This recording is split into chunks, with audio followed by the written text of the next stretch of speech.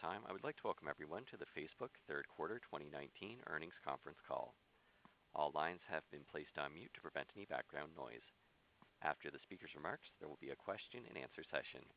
If you would like to ask a question during that time, please press star, then the number 1 on your telephone keypad. This call will be recorded. Thank you very much. Ms. Deborah Crawford, Facebook's Vice President of Investor Relations, you may begin. Thank you. Good afternoon and welcome to Facebook's third quarter 2019 earnings conference call. Joining me today to discuss our results are Mark Zuckerberg, CEO, Sheryl Sandberg, COO, and Dave Wehner, CFO. Before we get started, I would like to take this opportunity to remind you that our remarks today will include forward-looking statements. Actual results may differ materially from those contemplated by these forward-looking statements. Factors that could cause these results to differ materially are set forth in today's press release and in our quarterly report on Form 10-Q filed with the SEC. Any forward-looking statements that we make on this call are based on assumptions as of today, and we undertake no obligation to update these statements as a result of new information or future events. During this call, we may present both GAAP and non-GAAP financial measures. A reconciliation of GAAP to non-GAAP measures is included in today's earnings press release. The press release and an accompanying investor presentation are available on our website at investor.fb.com. And now I'd like to turn the call over to Mark. All right. Thanks, Deborah. Thank you all for joining us today. Before we get started, I want to talk about the announcement we just shared that Sue Desmond-Hellmann is going to be leaving our board to focus on her health and other commitments. Sue has been a wonderful and thoughtful voice on our board for 6 years, and I'm deeply personally grateful for everything that she has done for this company. This was a good quarter for our community and our business. There are now around 2.8 billion people using Facebook, Instagram, WhatsApp, or Messenger each month, and around 2.2 billion people using at least one of our services daily. The Facebook app had a particularly strong quarter, including in the US and Canada. We also recently released that we estimate that more than 140 million businesses, mostly small businesses, are using our services each month to grow, create jobs, and become social hubs in their communities. This has been a busy quarter on a lot of fronts.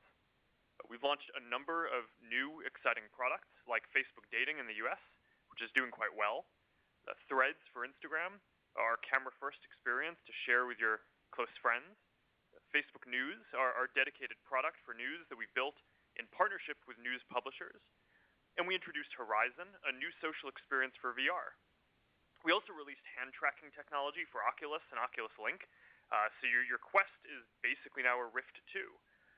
We're making progress building out the private social platform across WhatsApp, Messenger, and Instagram Direct, and we have multiple exciting initiatives around commerce and payments that we're moving forward, from Marketplace to Instagram Shopping to payments in WhatsApp, and continuing our discussion on Libra. This has also been a busy quarter on the policy and social issues front. We formally entered into a settlement with the FTC to make structural changes and build a rigorous privacy program that will set a new standard for our industry. We're about a year out now from the 2020 elections, and we just announced that the systems we've built are so advanced that we've proactively identified and removed multiple foreign interference campaigns coming from Russia and Iran. And we found ourselves in the middle of the debate about what political speech is acceptable in the upcoming campaigns. But today, I want to focus on talking about principles. Because from a business perspective, it might be easier for us to choose a different path than the one that we're taking. So I want to make sure that everyone is clear about what we stand for and why we're making some of the decisions that we're making. Now, I gave a speech a couple of weeks ago about the importance of standing for voice and free expression. I believe strongly, and I believe that history supports, that free expression has been important for driving progress and building more inclusive societies around the world. That at times of social tension, there has often been an urge to pull back on free expression, and that we will be best served over the long term by resisting this urge and defending free expression. Today is certainly a historical moment of social tension, and I view an important role of our company as defending free expression. Now, this has never been absolute, and of course we take our responsibility to prevent harm very seriously too. I think we invest more in getting harmful content off our services than any other company in the world. Those who follow us closely know that we have more than 35,000 people working on safety and security, and that our budget for this work is billions of dollars a year, more than the whole revenue of our company at the time of our IPO earlier this decade. And we're going to keep on investing more here. But while we work hard to remove content that can cause real danger, I think we also need to be careful about adopting more and more rules that restrict the way that people can speak and what they can say. Right now, the content debate is about political ads. Should we block political ads with false statements? Should we block all political ads? Google, YouTube, and most internet platforms run these same ads. Most cable networks run these same ads. And of course, national broadcasters are required by law to run them by FCC regulations. And I think that there are good reasons for this. In a democracy, I don't think it's right for private companies to censor politicians or the news. And although I've considered whether we should not carry these ads in the past, and I'll continue to do so, on balance, so far I've thought that we should continue. Ads can be an important part of voice, especially for candidates and advocacy groups that the media might not otherwise cover, so they can get their message into the debates. And it's hard to define where to draw the line. Would we really want to block ads for important political issues like climate change or women's empowerment? Now, instead, I believe that the better approach is to work to increase transparency. Ads on Facebook are already more transparent than anywhere else. We have a political ads archive, so anyone can scrutinize every ad that's run. You can see every message, who saw it, how much was spent, and that's something that no TV or print media does. Now, since this is an earnings call, I want to talk about the business impact of all of this. Some people accuse us of allowing this speech because they think that all we care about is making money. And that's wrong. I can assure you that from a business perspective, the controversy that this creates far outweighs the very small percent of our business that these political ads make up. We estimate that these ads from politicians will be less than 0.5% of our revenue next year. So that's not why we're doing this. To put this in perspective, the FTC fine that these same critics said wouldn't be enough to change our incentives was more than 10x bigger than this. So the reality is that we believe deeply that political speech is important, and that's what's driving this. Now, other people say that this policy is part of a broader pattern of us building a system that incentivizes inflammatory content to fuel our business. And again, to the contrary, I think that we've done more than any of the other major internet platforms to try to build positive incentives into our systems. We don't let any of our newsfeed or Instagram feed teams set goals around increasing time spent on our services. We rank feeds to encourage meaningful social interactions, helping people connect with friends, family, and their communities. We have real people come in and tell us what content they saw that was most meaningful to them and sparked valuable discussions, and then we build systems to try to surface that kind of content. We've taken many steps over the years to fight clickbait and polarization, and now we're even testing removing like counts in Instagram and Facebook.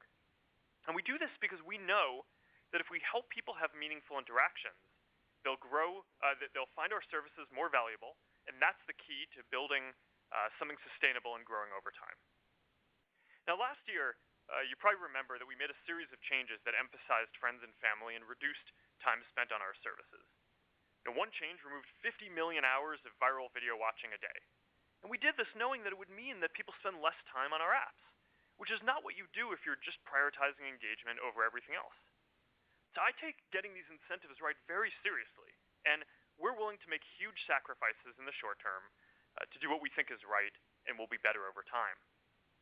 Now, finally, some people say that this is just all a cynical political calculation, and that we're acting in a way that we don't really believe because we're just trying to appease conservatives.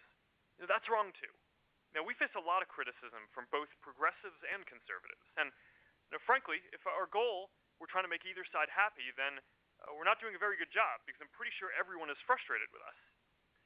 Our values on voice and free expression are not partisan. But unfortunately, in our current environment, a lot of people look at every decision through the lens of whether it's going to help or hurt the candidate they want in winning their next election. Now, a lot of people have told us, you've got to pick a side, or else both sides are just going to cause a lot of problems for you. And sadly, from a practical perspective, they may be right, but we can't make decisions that way. So over the next year of campaigns, we're going to be at the center of the debate anytime there's content or policies on any of our services that people believe could advantage or disadvantage their side. This may lead to more investigations, and the candidates are going to criticize us. I expect that this is going to be a very tough year. We try to do what we think is right, but we're not going to get everything right. This is complex stuff, and anyone who says that the answers are simple hasn't thought long enough about all the nuances and downstream challenges. Now, I get that some people are going to disagree with our decisions. I get that some people are going to think that these decisions may have a negative impact on things that they really care about.